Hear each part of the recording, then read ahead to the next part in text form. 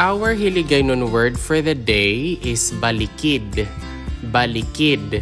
To balikid means to turn one's head and look back, or also to look behind.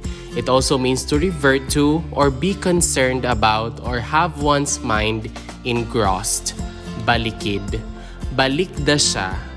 That means look back at him or her. Balikda siya. Balikda siya.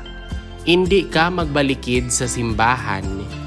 Hindi ka magbalikid sa simbahan. Don't look behind you in church. Hindi ka magbalikid sa simbahan. May ginabalikdan ako sa balay. May ginabalikdan ako sa balay.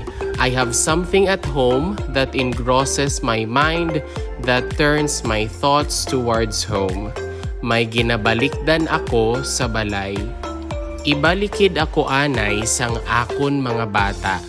Ibalikid ako anay sang akon mga bata. Kindly look after my children for me. Ibalikid ako anay sang akon mga bata. Ano ang ginabalikdan mo? Ano ang ginabalikdan mo?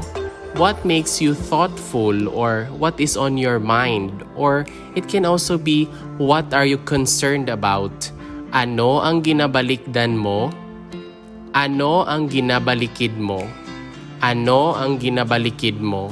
What are you looking back for, or why are you turning your head and looking back?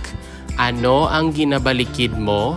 And that is all about our Hiligaynon word for the day, balikid. Balikid. If you learned something new from this video, please don't forget to click like, leave a comment, and subscribe. Moreover, you might also want to watch the next video on the screen. Maraming salamat, thank you for watching, and see you in the next video.